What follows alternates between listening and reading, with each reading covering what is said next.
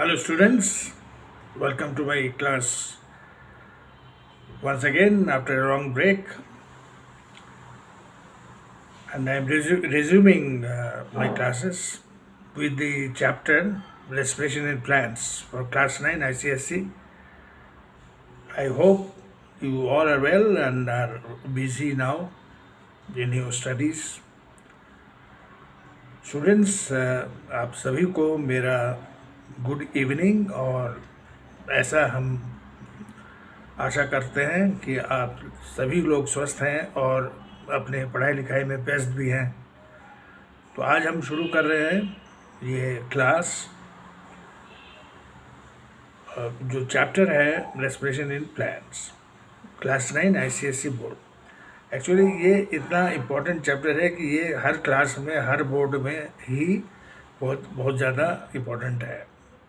Competitive exams में भी जब आप आगे बढ़ेंगे या 10th 11th में जाएंगे तो ये इवन 12th तक ये सारा चैप्टर जो है वो रहेगा और भी विस्तारित रूप में। तो अभी ये बेसिक प्रिंसिपल्स जो है रेस्पिरेशन के प्लांट्स में खास करके ये आपको समझना है। So this is a very simple but very important understanding that what is respiration. Actually respiration है क्या? रेस्पिरेशन ग्लूकोज या कार्बोहाइड्रेट के oxidation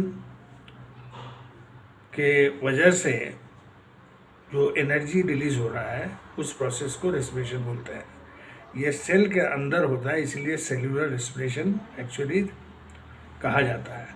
so what is cellular respiration? It is the oxidation of carbohydrate into carbon dioxide and water with release of energy in the form of ATP, adenosine triphosphate, जो कि main source है energy का। तो energy actually कैसे मिलता है? तो ये इसका जवाब रेस्पिरेशन प्रोसेस ही है। बिना एनर्जी के तो कोई काम होगा नहीं।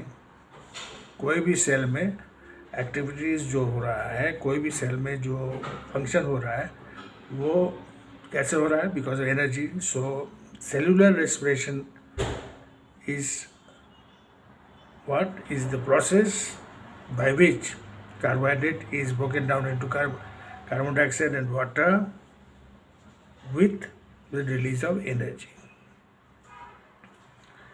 ये सीधी सी बात है, बहुत सिंपल है। ये समझना जरूरी है कि रेस्पिरेशन है क्या। रेस्पिरेशन न्यूट्रिएंट्स मेनली कार्बोहाइड्रेट के ब्रेकडाउन को बोलते हैं। ये ब्रेकडाउन क्यों होता है? एनर्जी के रिलीज के लिए। बिना एनर्जी का कोई काम नहीं हो सकता है। कोई भी लिविंग ऑर्गेनिज्म जिंदा नहीं रह सकता है बिना एनर्जी के, because in all the vital functions energy is required. इतना क्लियर है? अब सवाल है कि ऑक्सीडेशन हम बोल रहे हैं, तो ऑक्सीडेशन मतलब ऑक्सीजन का रहना जरूरी है। अब भाई ऑक्सीजन कहाँ से आएगा? एनिमल्स में और ह्यूमन में तो एयर हम इनहेल कर रहे हैं, ऑक्सीजन उसमें जा रहा है। हम एयर एक्सेल भी कर रहे हैं, उसमें कार्बन डाइऑक्साइड बाहर निकल रहा है। लेकिन प्लांट्स में ऐसा कुछ तो है नहीं। ना कोई नॉस्ट्रिल है, ना कोई लंग्स है, ना कोई ट्रैकिया है, तो कैसे हो रहा है? Actually oxygen is entering into the plants through its body only, different parts of the body. Plants के different parts of the body से ही ऑक्सीजन अंदर जा रहा है और रेस्पिरेशन हो रहा है। जैसे लीफ में स्टोमेटा है तो through stomata oxygen is entering, which is called the stomatal respiration. Stems में छोटे छोटे पोर्स हैं जिसको लेंटिसेल बोलते हैं, and the respiration is called lenticular respiration. उसी तरह रूट्स का जो सरफेस है, रूट का, उस सरफेस से भी एयर या ऑक्सीजन एंटर कर रहा है। And another way can be there is a uppermost layer of the leaf which is called cuticle. So through cuticle also oxygen can enter, which is called cuticular respiration. So these are the sources or the ways through which oxygen is entering into the plants. This you have to understand कैसे oxygen अंदर जा रहा है, और जब oxygen जा रहा है तो वो ऑक्सीडाइज सेल में कर रहा है किसको, कार्बोहाइड्रेट को. That is the cellular respiration. Now you have to understand the process of this breakdown of carbohydrate. कैसे होता है, कार्बोहाइड्रेट पहले ब्रेक करेगा इन द साइटोप्लाज्म. सेल के अंदर सारा कुछ है, कार्बोहाइड्रेट भी है, अदर ऑर्गेनिक कंपाउंड्स है. तो पहला स्टेप जो है वो breakdown of carbohydrate into pyruvate in the cytoplasm. Pyruvate क्या है, पायरुवेट एक पायरुविक एसिड का कंपाउंड है जो कि इंटरमीडिएट स्टेज है इस प्रोसेस का. एक्चुअली पायरुवेट बहुत सारे मेटाबॉलिक प्रोसेस का इंटरमीडिएट स्टेज है, उसके बाद ही फाइनल प्रोसेस होता है. तो this is happening here also. तो पायरुवेट पहले बना, अब पायरुवेट से फर्दर ब्रेकडाउन होगा कार्बन डाइऑक्साइड और वाटर में, और also energy will be released. ये कहाँ पे होगा, this will take place in the mitochondria. Now this is not so simple as it appears. जैसे हमने बोल दिया कि ब्रेकडाउन होगा, उतना आसान नहीं है जितना सुनने में लग रहा है. एक्चुअली ये बहुत सारा स्टेप्स है इसमें, और हर स्टेप में एक एंजाइम रिस्पॉन्सिबल है, एक स्पेसिफिक एंजाइम है जो उस प्रोसेस को करा रहा है. और ये पूरे प्रोसेस को क्या बोलते हैं, इसको क्रेब्स साइकिल बोलते हैं, क्योंकि ये जो क्रेब्स थे ये एक बहुत विख्यात बायोलॉजिस्ट थे, जर्मन बॉर्न ब्रिटिश बायोलॉजिस्ट, जिन्होंने सबसे पहले ये काम किया था कि कैसे ब्रेकडाउन हो रहा है पायरुवेट का माइटोकॉन्ड्रिया में, क्या क्या चेन ऑफ रिएक्शंस हैं, वो साइकिल क्या है, और क्या क्या स्टेप्स हैं, कौन कौन सा एंजाइम है, ये सारा उन्होंने आविष्कार किया था अपने रिसर्च से. इसलिए क्रेब्स बहुत ही विख्यात हैं, और क्रेब्स का साइकिल का जानकारी होना बहुत ज़रूरी है. और ये आगे चल के भी आपको, अगर आप मेडिकल में भी जाते हैं, वहाँ भी आपको इसके नॉलेज का ज़रूरत होगा, और इसका पढ़ाई वहाँ भी होगा. तो ये जो क्रेब्स साइकिल है, इनका क्रेब्स का पूरा नाम क्या था, हैंस क्रेब्स था. सो इसलिए हम ये कहना चाह रहे हैं कि क्रेब्स साइकिल जो है वो बहुत ज़रूरी है जानना आपके लिए भी. उतना डिटेल में नहीं, लेकिन in short you have to understand what is actually Krebs cycle. Now ये तो एरोबिक पार्ट हुआ, क्योंकि ऑक्सीजन इसमें है.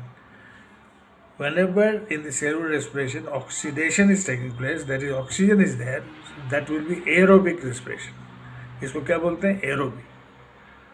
लेकिन कहीं कहीं एनारोबिक भी होता है. Anaerobic means without oxygen. तो एनारोबिक में what is the difference, difference is that it is an incomplete process and the amount of energy produced is very low.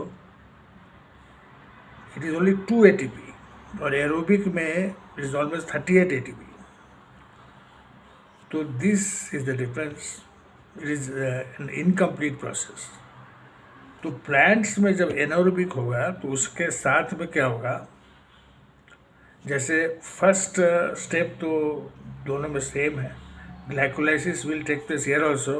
Carbohydrate will be broken into और converted into pyruvate. Now pyruvate will directly break into CO2 without oxygen into CO2 and water, and also your ethanol, which is a type of alcohol.